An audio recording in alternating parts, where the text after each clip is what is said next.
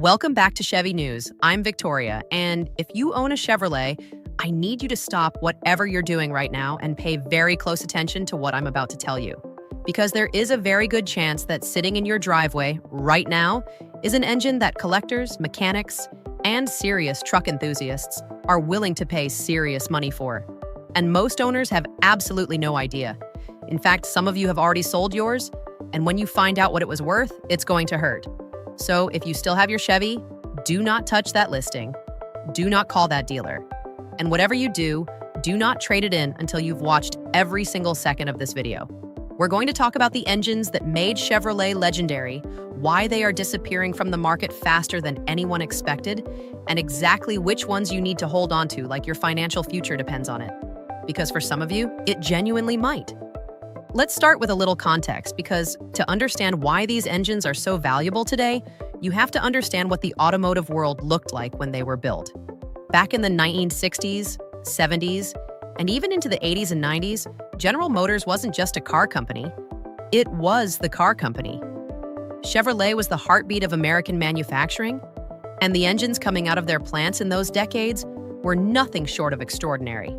These weren't engines built to a budget. These weren't engines designed to last just long enough to get past a warranty period. These were engines built by engineers who took genuine pride in what they were making. And it shows because decades later, those same engines are still running. Now contrast that with what we're seeing today. Modern engines are marvels of technology on paper. They're more fuel efficient, they produce more horsepower per liter, and they're packed with sensors and computer systems that would have seemed like science fiction 40 years ago. But here's the problem. All of that complexity comes at a cost, and that cost is reliability.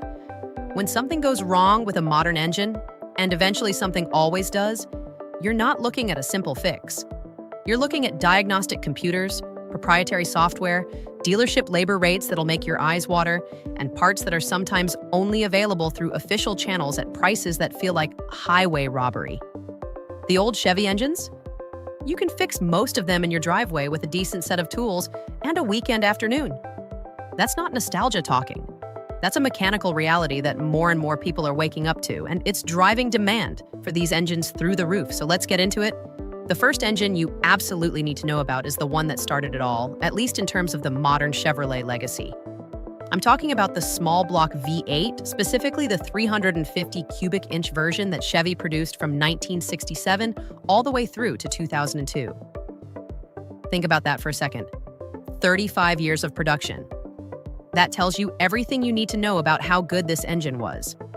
When an engine stays in production for 35 years, it's not because the manufacturer couldn't come up with something better. It's because they couldn't come up with something good enough to replace it. The 350 small block, or the 5.7 liter, as it was sometimes marketed in later years, found its way into virtually everything Chevrolet made during that era. It was in the Corvette. It was in the Camaro. It was in the Silverado, the C10, the Blazer, the Suburban, the El Camino, and dozens of other vehicles that people are now spending serious money to restore and collect. The engine itself is a masterpiece of simplicity. It has a cast iron block, a forged steel crankshaft in many versions, and a pushrod overhead valve design that is so robust and so well understood that virtually any competent mechanic on the planet can work on it without breaking a sweat. Here's what's happening in the market right now. A clean, low-mileage 350 small block pulled from a well-maintained truck or car can fetch anywhere from $1,500 to upwards of $5,000, depending on the specific version, the condition, and what accessories come with it. And if you have one of the high-performance variants, like the LT1 from the early Corvettes or the L82, you can add another zero to that estimate, and you might not be far off. These engines are being pulled out of barn finds, out of junkyard cars, out of garage queens that haven't run in 20 years, and they're being cleaned up, rebuilt, and sold to restorers and hot rodders who are paying top dollar without blinking. But here's where it gets really interesting. The value of these engines isn't just tied to their performance or their history, it's tied to their adaptability. The 350 small block has been swapped into more vehicles than perhaps any other engine in automotive history. People put them in everything from old pickup trucks to custom kit cars to off-road builds to marine applications. There is an entire ecosystem of aftermarket parts built around this engine, which means parts availability is essentially unlimited, and upgrades are limited only by your imagination and your budget. That's a combination that drives value in a very real and very sustained way. Now, let's talk about the engine that took everything the 350 did well and turned the volume all the way up. I'm talking about the LS engine family. And if you own a vehicle with an LS under the hood, I want you to take a deep breath, because what I'm about to tell you should make you very happy. The LS engine, which debuted in 1997 in the 5th generation Corvette, is widely regarded by engineers, mechanics, and enthusiasts as one of the greatest engine designs in the history of the internal combustion engine. That's not an exaggeration. That's a statement you will hear repeated by professionals across the automotive industry, and the market backs it up completely. The original LS1, a 5.7-liter aluminum block V8 producing 345 horsepower in its base Corvette configuration, was already a revelation when it launched. It was lighter than the small block it replaced, more powerful, more efficient, and it had a modern fuel injection system that made tuning and performance upgrades dramatically easier than anything that had come before it. But what nobody fully appreciated at the time was just how scalable the architecture was. General Motors built the LS platform to grow, and grow it did. From the LS1, Chevy moved to the LS2, then the LS3, then the LS6 and LS7 in the high-performance Corvette applications, then the truck-based LQ4 and LQ9, and eventually the LSA supercharged unit found in the Cadillac CTS-V and the Camaro ZL1. Each generation got bigger, stronger, and more capable, but crucially, they all shared the same basic architecture, the same block dimensions, the same bolt patterns, the same fundamental DNA. This means that parts from different generations of the LS family are largely interchangeable, which has created one of the most vibrant and well-supported aftermarket communities in automotive history. Walk into any major performance parts store or browse any of the big online automotive retailers, and you will find thousands of products specifically designed for the LS engine. Camshafts, headers, intake manifolds, supercharger kits, turbo kits, fuel system upgrades, valvetrain components, and on and on. You can take a stock 5.3-liter LS from a half-ton Silverado, which made around 295 horsepower from the factory, and with bolt-on modifications that any mechanically inclined person can install in a weekend, push it well past 400 horsepower without opening the engine. And if you do open the engine and start building it properly, you can make numbers that would embarrass purpose-built racing engines from just a couple of decades ago. This is why LS swaps have become one of the most popular modifications in the entire hobby. People are pulling LS engines out of wrecked trucks at junkyards and dropping them into Mazda Miatas, BMW 3 Series, classic muscle cars, off-road rigs, and everything in between. A good-running 5.3-liter LS truck engine that was selling for $300 or $400 at a junkyard 10 years ago is now commanding anywhere from $800 to $1,500 for a bare long block. A complete engine with the transmission, wiring harness, and accessories can easily go for $2,000 to $4,000 depending on the mileage and condition. And if you have a high-output version like the LS3, the LS7, or especially the supercharged LSA, you are sitting on something that serious buyers will line up to purchase at prices that will genuinely surprise you. But let's step back for a moment, because the value conversation isn't just about what you can sell an engine for right now. It's about trajectory, and the trajectory here is pointing in one direction: up. And here's why. We are in the middle of a massive automotive transition. The industry is moving toward electrification, and while the debate about how fast that transition will happen is complicated, one thing is not complicated at all. As manufacturers stop producing internal combustion engines and focus their engineering resources on electric powertrains, the supply of new high-quality V8 engines is going to shrink dramatically. We're already seeing this. GM has announced plans to transition a significant portion of its lineup to electric vehicles, and other manufacturers are making similar moves. When that supply dries up, the demand for proven, reliable, high-performance internal combustion engines from established platforms is going to go nowhere but up. Think about what happened with classic muscle cars. In the 1970s and 1980s, you could buy a numbers matching 1969 Camaro Z28 for a few $1,000s. People did it all the time because nobody thought of them as particularly special. They were just used cars.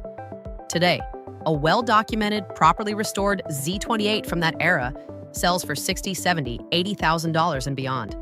The engines that powered those cars are worth fortunes on their own. Nobody who sold one of those cars for $3,000 in 1982 is feeling good about that decision today. We are at the beginning of exactly the same cycle with LS-powered trucks and performance cars from the late 1990s and 2000s. Now, I want to talk about something that doesn't get discussed enough in these conversations, and that's the big block. Because while everyone is rightfully excited about the small block and the LS family, there is a segment of the Chevrolet engine family that occupies its own special place in automotive history, and the values in this segment are absolutely eye-watering. I'm talking about the big block V8s and specifically the legendary 454 cubic inch engine that powered some of the most iconic American vehicles ever built. The 454, which displaced 70.4 liters, was introduced by Chevrolet in 1970, and it remained in production in various forms until 1996. In its peak years in the early 1970s, the high-performance versions of this engine, particularly the LS6 variant, were producing 450 horsepower from the factory. That was a number that was essentially unmatched in the American automotive landscape at the time, and it established the 454 as the engine of choice for anyone who needed serious power. Heavy trucks, motorhomes, boats, performance cars, and of course the legendary muscle cars of the era all use this engine, and all of those applications have passionate collector communities today. A clean original 454 big block in good running condition is not an easy thing to find anymore. Decades of hard use, poor maintenance, and the natural attrition of time have reduced the number of good surviving examples considerably. And that scarcity is doing exactly what scarcity always does to price. It's pushing it up. Depending on the specific year, the configuration, and whether you have documentation proving the engine numbers match the vehicle it came from, a 454 big block can be worth anywhere from $3,000 as a bare used engine to well over $15,000 for a properly restored, documented high-performance version. And that's before you start talking about the truly rare stuff, like original LS6 engines with correct date codes and matching numbers documentation, which can command prices that approach or exceed what some people paid for their entire house. Let's talk about something very practical now, because all of this is interesting history, but what does it actually mean for you sitting there, watching this right now, wondering whether the Chevy in your driveway or your garage is hiding something valuable? Here's how you figure it out. The first thing you need to do is identify exactly what engine you have. This sounds obvious, but you would be amazed how many people don't actually know. They know they have a V8, they know it's a Chevy, but they don't know the specific designation or the production date. That information is critical because it's the difference between a standard engine and a rare one, and that difference can be worth thousands of dollars. Every Chevrolet V8 has a casting number stamped directly into the engine block. On small blocks and LS engines, you'll typically find the VIN derivative and the partial VIN stamped on a pad on the front of the block near the timing cover. On big blocks, similar information is found in similar locations. These numbers tell you exactly when and where the engine was built, what vehicle it was originally intended for, and whether it's been replaced or modified at any point in its life. For a collector, original numbers matching engines are worth dramatically more than engines that have been rebuilt or replaced, even if the replacement is identical. Provenance matters enormously in this hobby. Once you've identified your engine, the next step is to do some research on current market values. There are several reliable ways to do this. Completed listings on major online auction platforms will tell you what people are actually paying, not just what sellers are asking. There's a big difference between those two numbers. You should also check with specialty dealers and restorers who focus on classic Chevrolets, because they often have a much clearer picture of what the market will bear for specific engines in specific conditions. And if you have something that might be particularly rare or valuable, it's worth spending the money to get a professional appraisal from someone who specializes in classic American vehicles. That appraisal could save you from making a very expensive mistake. Now let's talk about maintenance and preservation. Because if you have one of these engines, what you do with it from this point forward will have a real impact on its value. The most important thing is to keep it running. An engine that has been sitting unused for years without proper preservation is an engine that is deteriorating.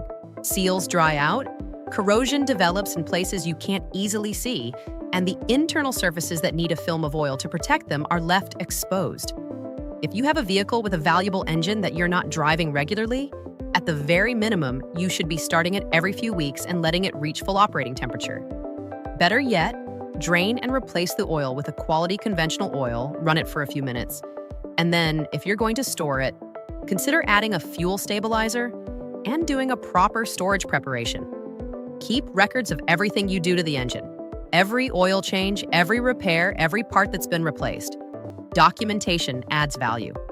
It tells a future buyer that this engine has been cared for by someone who understood what they had. A thick folder of maintenance records accompanying a vehicle sale is worth real money, and it's the kind of thing that turns a casual buyer into a motivated one.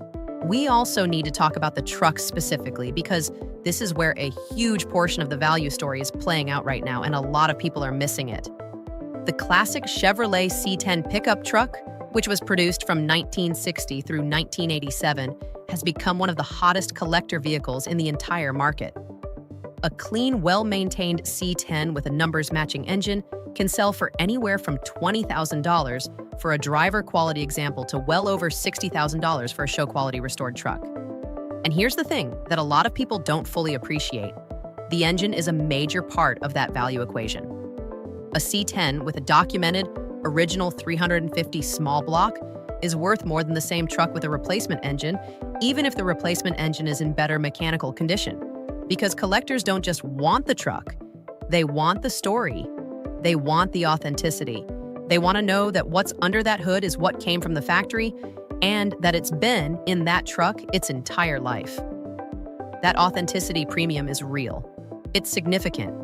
And it's something that dealers and auction houses factor into their valuations every single time. The same principle applies to the classic Camaro and Corvette. Arguably even more so.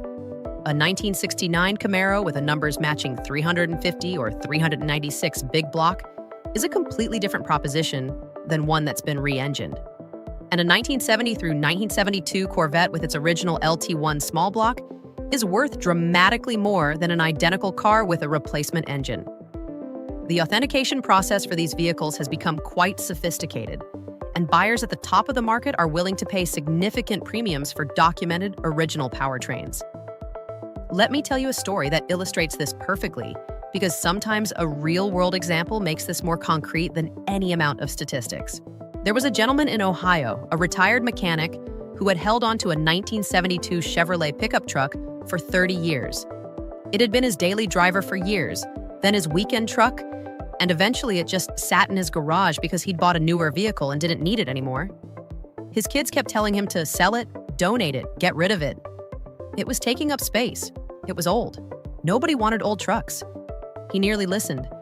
He was about 2 weeks away from donating it to a charity auction when a neighbor who knew about classic trucks happened to look under the hood. What was under that hood was a numbers-matching, original 402 cubic inch big block engine, which is a version of the big block family that's often mislabeled or misidentified, with the original carburetor, the original intake manifold, and the original date codes intact. The truck was largely original throughout, with the patina and honest wear of a truck that had actually been used, which in the collector world is often considered more desirable than a heavy restoration. That truck sold at a specialty auction for $47,000. The charity auction would have gotten maybe $800. That's the difference between knowing what you have and not knowing. I tell you that story not to make anyone feel bad, but because it happens all the time. It happens because people assume that old equals worthless, they assume that used equals cheap, and they assume that because something is common, it has no value. None of those assumptions are correct when it comes to these engines, and the market data backs that up every single week at auctions around the country and in private sales that never make the news. So what should you actually do right now? If you own a Chevrolet, particularly one from the 1960s through the early 2000s, here is your action plan. First, do not make any decisions about selling, trading, or parting out your vehicle until you know exactly what engine you have and what it's worth. Take the time to look up the casting numbers, take the time to research completed sales. If you're not sure how to do that, find someone who does and pay them for their time. It will be worth it. Second, if you have a vehicle that you think might have a valuable engine and you haven't been maintaining it properly, start now. It's not too late to stabilize the situation and preserve the value that's there. Get the fluids right, get it running cleanly, and document what you find and what you do from this point forward. Third, consider the long-term picture. If you have a classic Chevy with an original engine and you don't absolutely need the money right now, consider holding on to it. The market for these vehicles and these engines has been consistently moving upward for years. And the macro trends we talked about earlier, the electrification of the new car market, the shrinking supply of quality V8 engines, the growing nostalgia of the generation that grew up with these trucks, all of those trends are going to continue pushing values higher. What's worth $30,000 today could very reasonably be worth $50,000 in 5 years. Patience in this market has historically been very well rewarded. And fourth, if you do decide to sell, sell smart. Don't take your truck to a general used car dealer who's going to give you a trade-in value based on Blue Book. Find a specialist. Find someone who focuses on classic American trucks and muscle cars and who has a customer base that actually appreciates what you have. The difference between selling to the right buyer and selling to the wrong one can be tens of thousands of dollars. And I am not exaggerating when I say that. The Chevrolet engines we've talked about today represent something important. They represent a period in American manufacturing when things were built to last, when engineering pride was a real thing, and when the relationship between a driver and their machine was tactile and direct in a way that modern vehicles simply cannot replicate. People respond to that. People who have grown up only knowing computer-controlled, sensor-laden, software-dependent modern vehicles look at a clean, simple, powerful old Chevy engine and they feel something. They feel a connection to a kind of mechanical honesty that's becoming increasingly rare, and they are willing to pay for it. That's not going to change. If anything, it's going to intensify as the years go on and the contrast between old and new becomes sharper. The engines we've talked about today, the 350 small block, the LS family, the 454 big block, and the other legendary power plants that came out of Chevrolet's golden era, they are not just old car parts. They are a piece of American industrial history, and history, when it's well preserved and properly understood, is always worth more than people think. So if your Chevrolet has one of these engines under the hood, I hope this video has given you a new appreciation for what you're sitting on. Don't sell it short. Don't let someone talk you into a trade-in that doesn't reflect real value. Do your homework, take care of what you have, and make informed decisions. I'm Victoria, and this has been Chevy News. If this video gave you something to think about, share it with a Chevy owner, 'cause there's a good chance they need to hear this too. We'll see you in the next one.